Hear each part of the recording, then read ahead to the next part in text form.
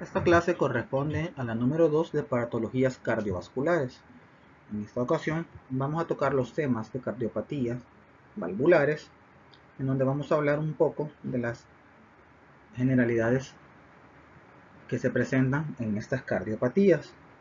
También vamos a hablar sobre lo que es las cardiopatías que se da en la artritis reumatoide. Vamos a hablar un poco de las endocarditis infecciosas y no infecciosas. Vamos a hablar también de las miocardiopatías y sus tipos que se encuentran en los pacientes con problemas coronarios. Vamos a hablar de un poco de las enfermedades pericárdicas y por último de los tumores del corazón. Los objetivos ya fueron tocados en la clase anterior, por lo cual en esta clase se omitirán. Parte 2. Cardiopatía hipertensiva. Hablando un poco de generalidades sobre las cardiopatías hipertensivas, tenemos que estas provienen del aumento de las necesidades que ejerce la hipertensión sobre el corazón al ocasionar una sobrecarga de presión, por ende, consecuente a esto, una hipertrofia ventricular. Las cardiopatías hipertensivas pueden ser sistémicas, la que se origina a nivel del lado izquierdo, y la cardiopatía hipertensiva pulmonar, aquella que se origina del lado derecho o corazón pulmonar.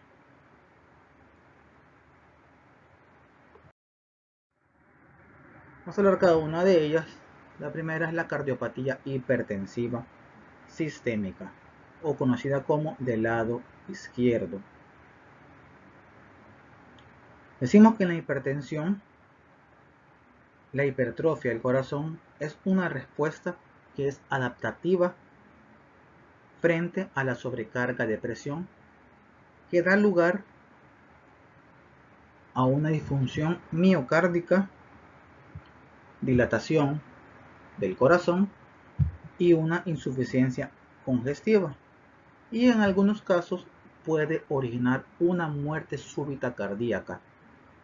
Tenemos criterios los cuales son mínimos para diagnosticar una cardiopatía hipertensiva sistémica. Estos son la hipertrofia ventricular izquierda, la que tenemos acá, como se ve todo el corazón hipertrofiado, señalado con el puntero, que es habitualmente de tipo concéntrico, quiere decir que va creciendo hacia la luz, y antecedentes o signos anatomopatológicos de hipertensión. Ya vamos a ver cuáles son.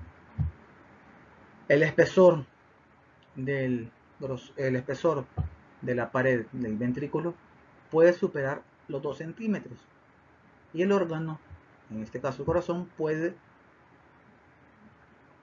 pesar más de 500 gramos. Con el tiempo, la mayor anchura de la pared ventricular izquierda transmite una rigidez que perturba el llenado diastólico, lo que a veces ocasiona un crecimiento de la aurícula izquierda. Otro tipo de cardiopatía es la cardiopatía hipertensiva pulmonar, conocida como corazón pulmonar. Vamos a hablar un poco de lo normal, como en el sistema vascular pulmonar constituye el lado de la baja presión de la circulación. El ventrículo derecho tiende a tener una pared más delgada y más distensible que lo que es el ventrículo izquierdo.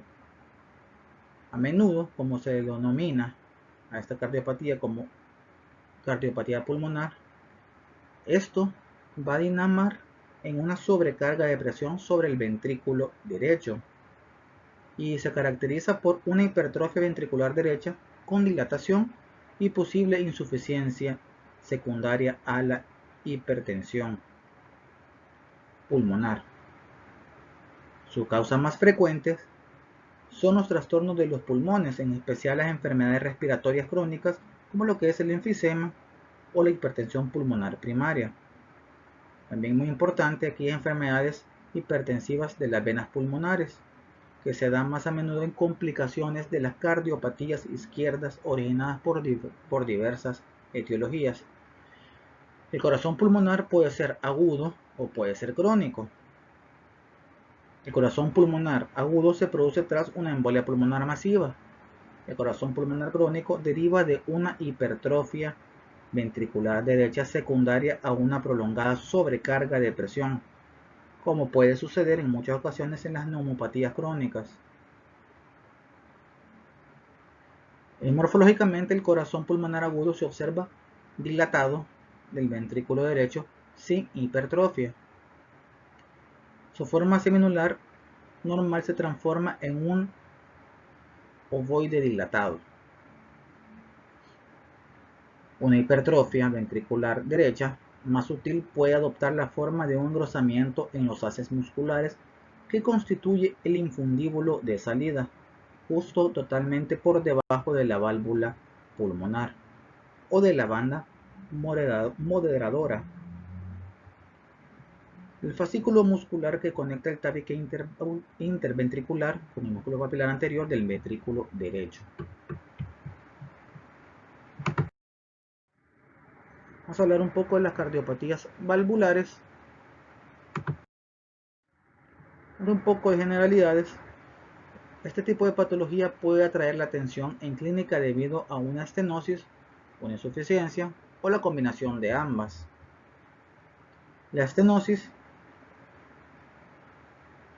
es un fallo en la apertura completa de una válvula que entorpece lo que es el flujo anterogrado.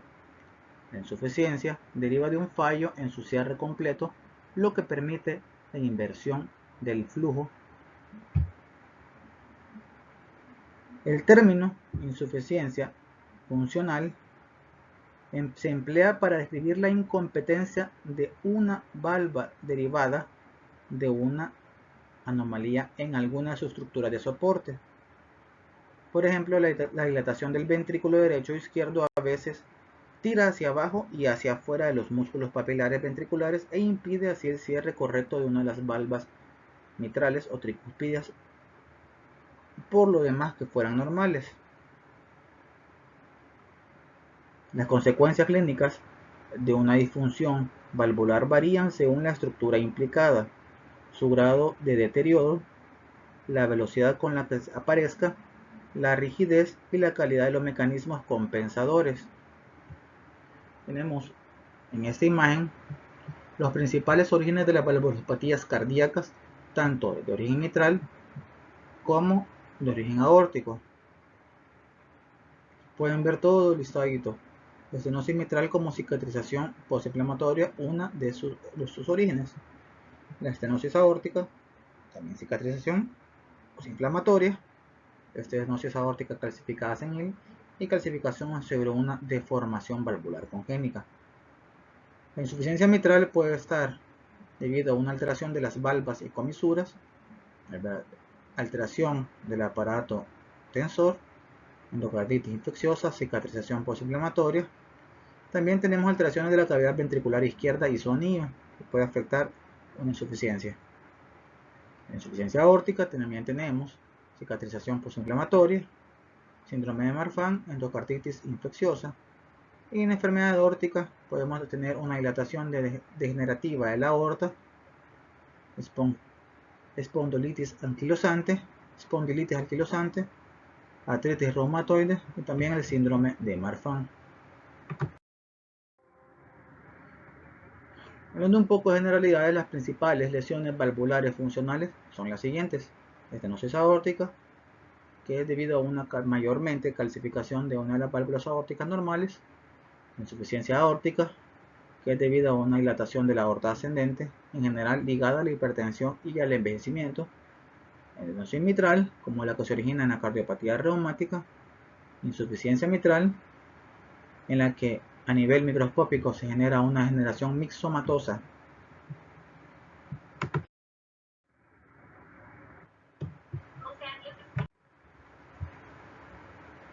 Vamos a hablar un poco de una de las formas en cual las válvulas se pueden dañar, y es la degeneración valvular por calcificación.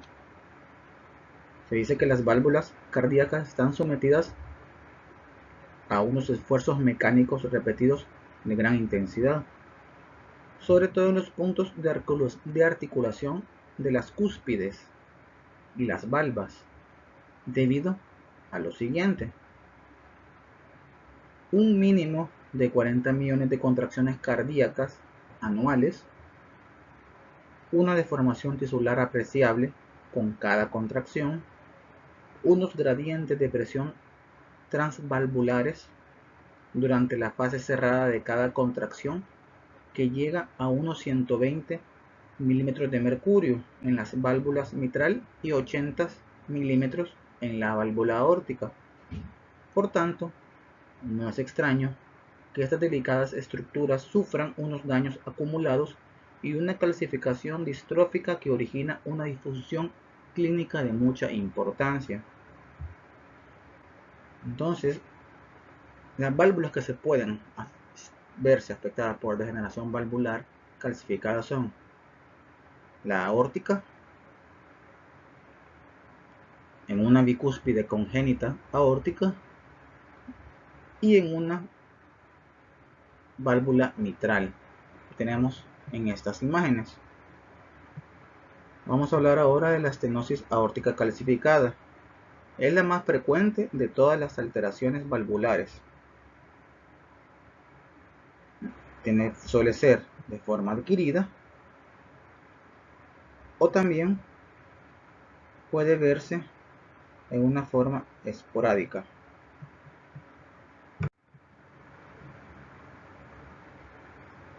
Podemos decir que la forma senil es la que llama la atención en la clínica entre la séptima y la novena década de la vida, mientras que la válvula bicúspide estenótica tiende a manifestarse en pacientes de 50 a 70 años de edad. Morfológicamente, la estenosis aórtica calcificada, que es la que tenemos en esta imagen no reumática, son las masas calcificadas amontonadas, como se observa acá, todas estas calcificaciones, que con el tiempo sobresalen a través de la superficie de salida hacia los senos de valsalva e impiden su apertura. Los bordes libres de la cúspide no suelen estar afectados. El proceso de calcificación comienza en la fibrosis de la válvula, en los puntos de máxima flexión, o sea acá. Microscópicamente, la estructura laminar de la válvula básicamente se encuentra conservada. Clínicamente, la estenosis aórtica calcificada tiene una obstrucción al flujo de salida en el ventrículo izquierdo que conduce a un estrechamiento gradual del orificio valvular de 0.5 centímetros a más o menos 1 centímetro. Las presiones ventriculares izquierdas suben hasta aproximadamente 200 milímetros de mercurio o más en tales circunstancias, lo que produce una hipertrofia concéntrica de esta cavidad. El miocardio hipertrofiado tiende a padecer de una isquemia y puede desarrollarse una angina de pecho. Vamos a hablar de la estenosis calcificada de una válvula aórtica bicúspide congénita. Esta tiende a tener una prevalencia aproximada del 1%. La válvula aórtica bicúspide es la malformación cardiovascular congénita más frecuente en el hombre. Aunque al comienzo de la vida no suele plantear complicaciones, la más tardía consiste en una estenosis o una insuficiencia aórtica, endocarditis infecciosa, dilatación o disección de la aorta.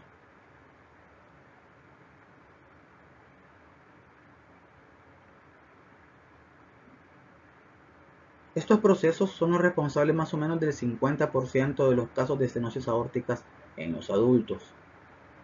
En la válvula aórtica bicúspide congénita solo hay dos cúspides funcionales, en general de tamaño desigual, de las cuales la mayor tiene un rafe en la línea media, derivado de una separación incompleta de la comisura durante el desarrollo.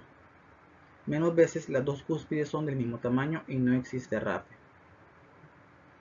También tenemos la otra patología de degeneración valvular clasificada, que es la clasificación anular de la mitral. En esta los depósitos, bueno, antes de hablar de eso tenemos aquí la B, que es la imagen de una bicúspide. Vea cómo se observa. Aquí están las clasificaciones y miren la bicúspide cómo se ve. Por último tenemos clasificación anular de la mitral. Son estas dos imágenes. Los depósitos de calcio degenerativos pueden formarse en el anillo fibroso periférico de la válvula mitral. A nivel macroscópico, adoptan el aspecto de nódulos irregulares, de dureza pétrea, a veces ulcerados, que se sitúan detrás de las valvas.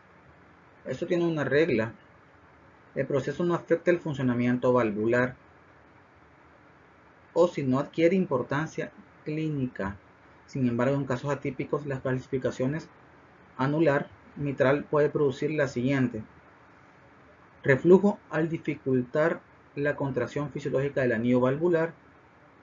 1. 2. Estenosis al perturbar la apertura de la válvula mitral. Y 3. Arritmia, en ocasiones muerte súbita al penetrar los depósitos cálcicos hasta una profundidad suficiente para comprimir sobre el sistema de conducción auriculoventricular.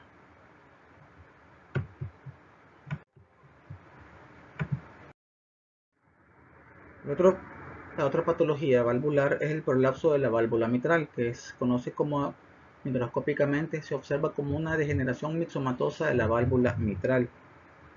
Esta patología, una de las valvas mitrales o las dos están blandas y se prolapsan o abomban hacia la aurícula izquierda durante la sístole.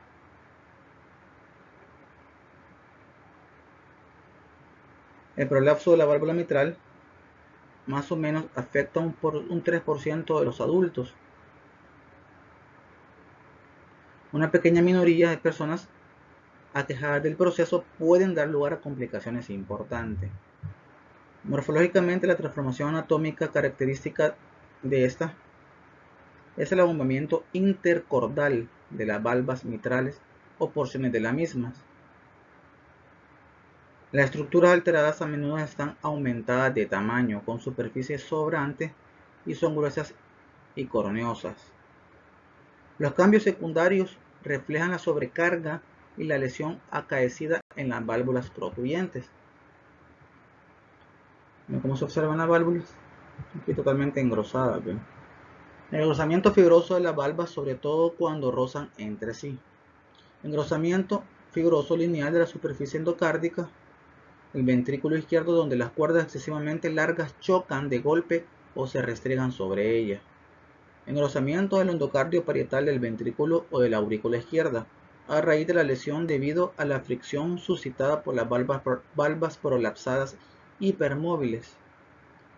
También pueden haber trombos sobre la cara auriculares de las valvas o en las paredes auriculares, y calcificaciones focales en la base de las valvas mitral posterior. Todo eso son cambios secundarios que nos reflejan en esta patología. ¿Ve? Miren microscópicamente cómo se ve. Se ve una válvula bastante normal. Y se observa depósitos de material de aspecto mucoide, llamado mixomatoso, que es lo que se observa en esta imagen. Otra enfermedad valvular es la fiebre reumática y la cardiopatía reumática. Decimos que esta enfermedad es una enfermedad inflamatoria aguda multiorgánica de origen inmunitario que aparece pocas semanas después de sufrir un episodio de faringitis por estreptococos del grupo A. La carditis reumática aguda es una manifestación frecuente durante la fase activa de la fiebre reumática y puede evolucionar con el tiempo hacia una cardiopatía reumática crónica, cuya forma clave de presentación son las alteraciones vasculares.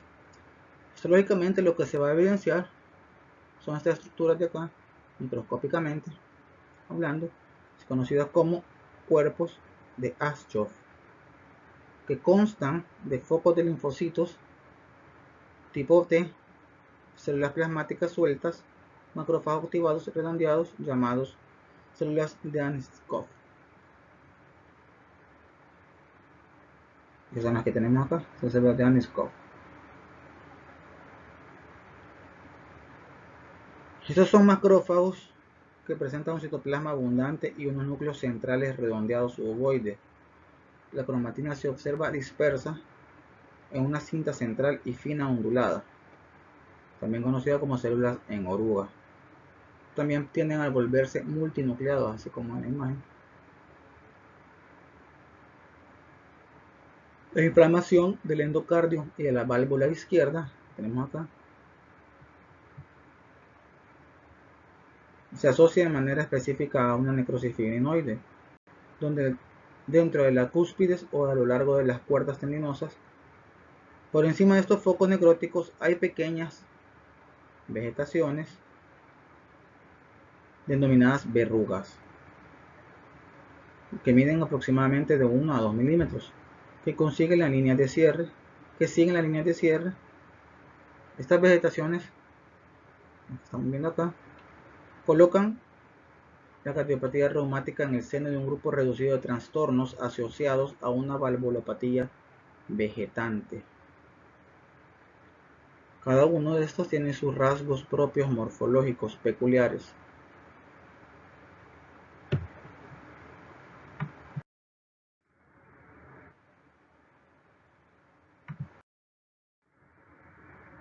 Vamos a hablar de la endocarditis infecciosa.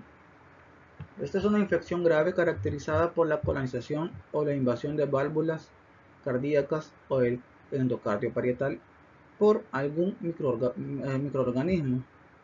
Esto se traduce en la formación de vegetaciones compuestas por partículas trombóticas y gérmenes que muchas veces se asocian a la destrucción de los tejidos cardíacos subyacentes. La forma aguda está originada especialmente por la infección de una válvula cardíaca antenormal debida a un microorganismo muy virulento que produce lesiones necrosantes, ulceradas y destructivas, como lo es el Streptococcus. En la formación subaguda, los microorganismos son de menor virulencia y causan infecciones graduales de una válvula ya deformada, que son menos destructivas, como por ejemplo el Streptococcus viridans. La válvula aórtica y mitral son los lugares más habituales de infecciones, aunque también participan las del lado derecho, sobre todo en los drogadictos por vía intravenosa.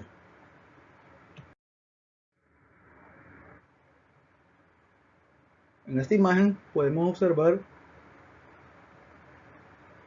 cómo se observa una endocarditis infecciosa de la válvula mitral subaguda producto de una infección por Streptococcus viridans. Se observan grandes vegetaciones friables. Desde acá. Una vez vamos a ver endocarditis aguda de una válvula aórtica bicúspide congénita que está ocasionada por el Staphylococcus aureus, con una amplia destrucción de lo que es la cúspide y absceso anular. La flecha C es corte histológico de la vegetación de una endocarditis con abundantes células de la inflamación aguda y fibrina. Las bacterias aquí se han puesto de manifiesto mediante la tinción de Gram. En la D, endocarditis curada, que presenta una destrucción de la válvula mitral, pero sin vegetación activa.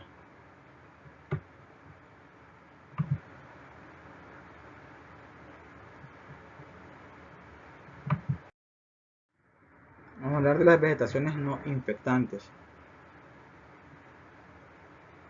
Las vegetaciones no infectantes son aquellas que no tienen nada que ver con un microorganismo.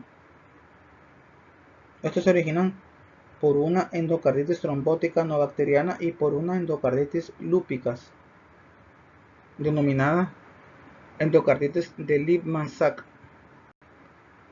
La endocarditis trombótica no bacteriana se caracteriza principalmente por el depósito de pequeños trombos asépticos sobre los cuales de las válvulas cardíacas. Las lesiones tienen un tamaño de 1 a 5 milímetros y son únicas o múltiples siguiendo la línea de cierre de la valva o las cúspides. Desde el punto de vista histológico, están compuestas de trombos lisos fijados de forma laxa a la válvula subyacente. Las vegetaciones no son invasoras ni inducen ninguna reacción inflamatoria. Por tanto, su efecto local no suele tener importancia, aunque puede ser la fuente de émbolos sistémicos que producen infartos en el cerebro, el corazón o en otros puntos.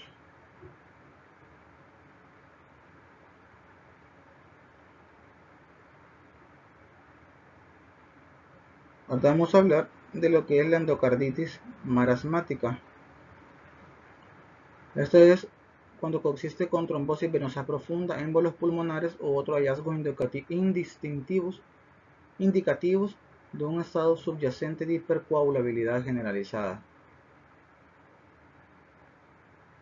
Endocarditis de enfermedad de Liebman-Sachs.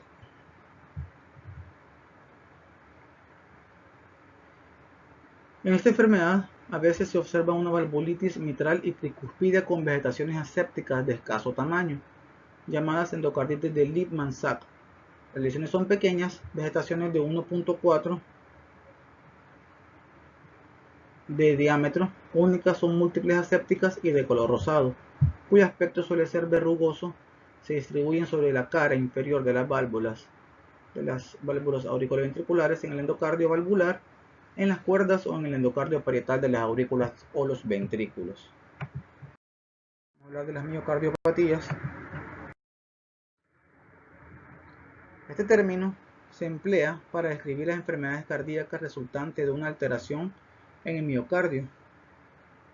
Los procesos que afectan el miocardio suelen producir anomalías en el grosor de la pared cardíaca y en el tamaño de las cavidades, así como una disfunción mecánica y o eléctrica que van acompañados de una apreciable mortalidad. Las miocardiopatías primarias son enfermedades limitadas predominantemente al músculo cardíaco, mientras que en la secundaria la participación del miocardio es un componente de un padecimiento sistémico o multiorgánico. Tenemos tres patrones principales de miocardiopatías. El primero es la miocardiopatía dilatada. Esta se aplica a una forma de miocardiopatía caracterizada por una dilatación progresiva del corazón y una disfunción contráctil, en general como una hipertrofia simultánea. A veces se llama miocardiopatía congestiva. Morfológicamente el corazón suele estar agrandado, pesa más del triple y tiene una consistencia blanda debido a la dilatación de todas las cavidades.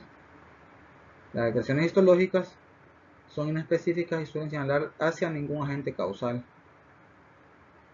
La otra es la miocardiopatía hipertrófica. La miocardiopatía hipertrófica se caracteriza por una hipertrofia del miocardio, una escasa distensibilidad del miocardio en el ventrículo izquierdo que provoca un llenado diastólico anormal y más o menos, en un tercio de los casos, una obstrucción intermitente del flujo de salida ventricular.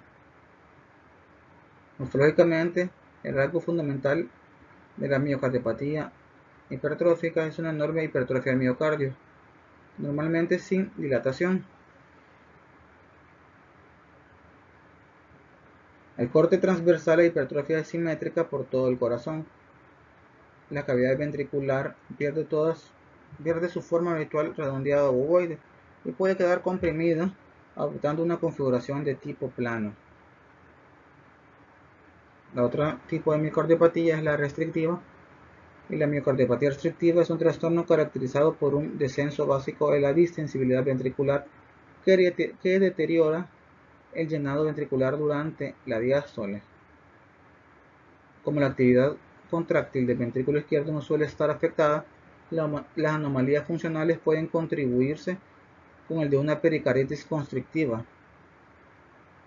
En la morfología, los ventrículos tienen un tamaño más o menos o están un poco aumentados. Sus cavidades no están dilatadas y el miocardio mantiene una consistencia firme y no es distensible. A menudo se observa una dilatación biauricular.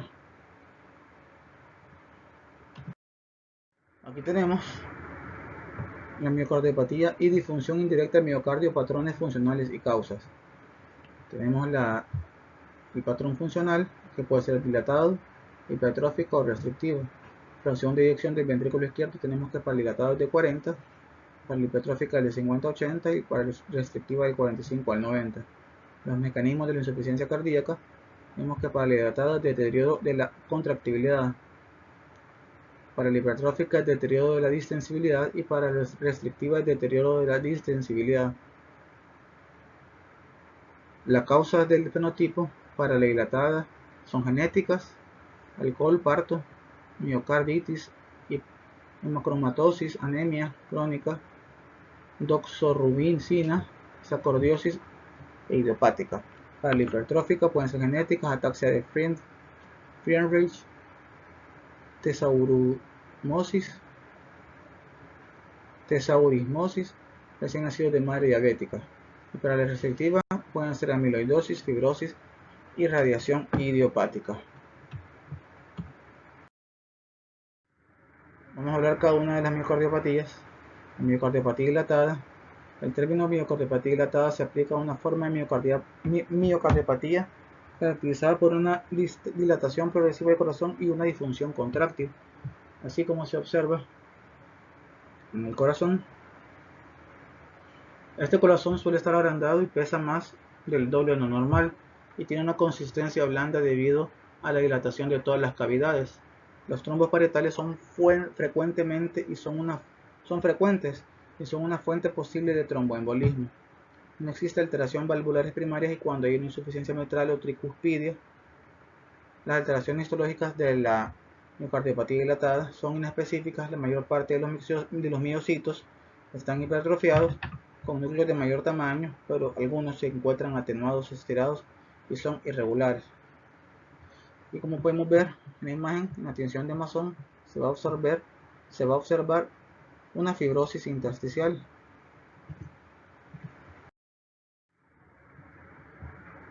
La miocardiopatía hipertrófica se caracteriza por una hipertrofia del miocardio, una escasa distensibilidad del miocardio en el ventrículo izquierdo que provoca un llenado diastólico anormal y más o menos en un tercio de los casos una obstrucción intermitente al flujo de salida ventricular.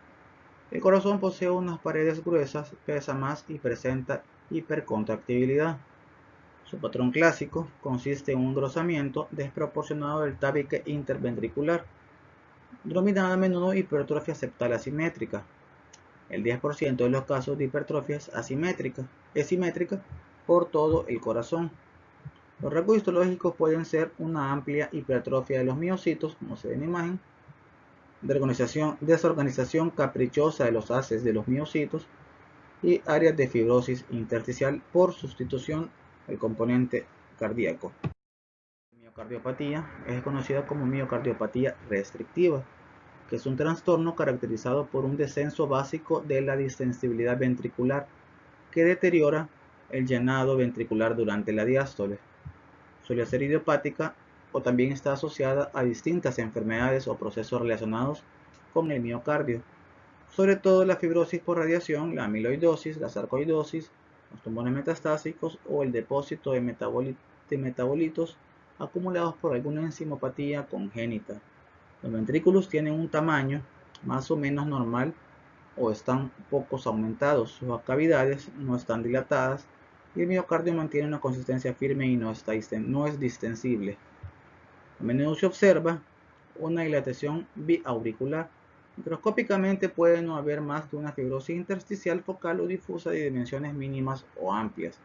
Los cuadros característicos de este tipo de miocardiopatía restrictiva es la fibrosis endomiocárdica y la endocarditis de Loeffler. La fibrosis endomiocárdica es básicamente una enfermedad de los niños y jóvenes de África y se caracteriza por una fibrosis del endocardio y el endocardio ventricular que se extiende desde la punta hacia arriba y muchas veces afecta a las válvulas tricúspides y mitral. Este tejido fibroso reduce notablemente el volumen y la distensibilidad de las cavidades correspondientes, lo que produce un defecto funcional de tipo restrictivo.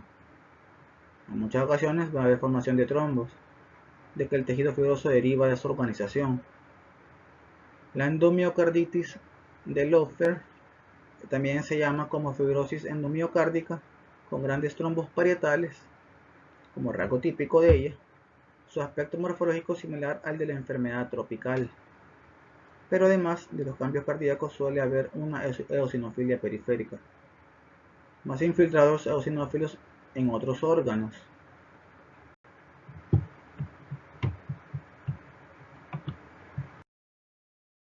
Un poco de la miocarditis. La miocarditis es un proceso inflamatorio el cual causa una lesión en el miocardio.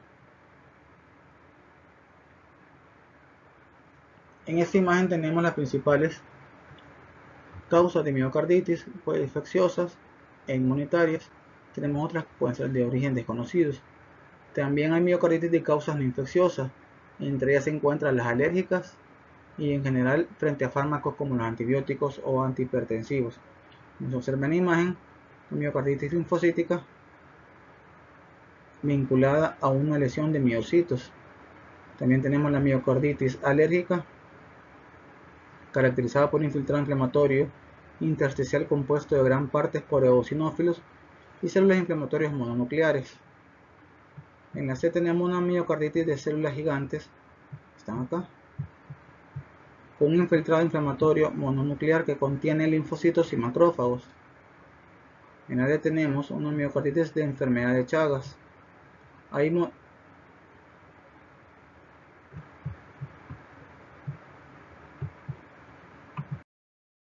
Enfermedades pericárdicas. Dando un poco de generalidades, los trastornos más importantes del pericardio provocan una acumulación de líquidos, una inflamación, una constricción fibrosa o alguna combinación de estos procesos, por reglas generales asociada a una enfermedad en otro punto del corazón o a una enfermedad sistémica. La alteración aislada del pericardio es insólita. Lo más importantes son de estas patologías el derrame pericárdico y hemopericardio, la peritonitis que puede ser aguda o crónica, pericarditis, perdón, que puede ser aguda o crónica. La pericarditis aguda es pericarditis serosa, pericarditis fibrinosa y serofibrinosa. También tenemos la pericarditis purulenta o supurativa. Y la crónica tenemos la mediastinopericarditis adhesiva y la pericarditis constrictiva. En esta imagen tenemos una pericarditis supurativa aguda. Se observa el infiltrado inflamatorio agudo fibrino purulento supurado, el cual está infectando el corazón. Vamos a hablar de las neoplasias cardíacas. Los tumores cardíacos primarios del corazón son muy raros. En cambio, las metástasis cancerosas del corazón se dan más o menos en el 5% de las personas que mueren de esta enfermedad.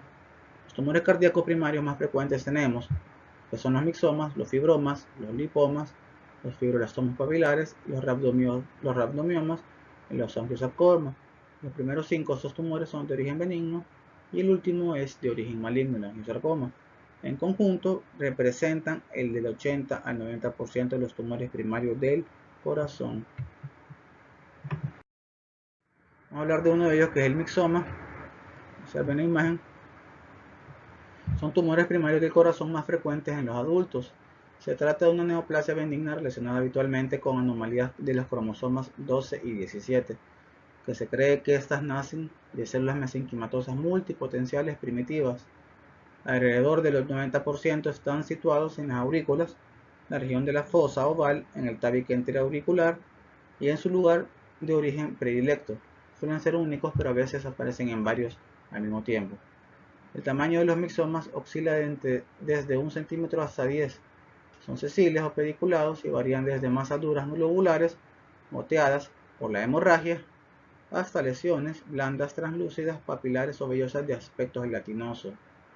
Desde el punto de vista anatomopatológico, los mixomas están compuestos por células mixomatosas estrelladas o lobulares inmersas en una abundante sustancia fundamental constituida por mucopolisacáridos ácidos.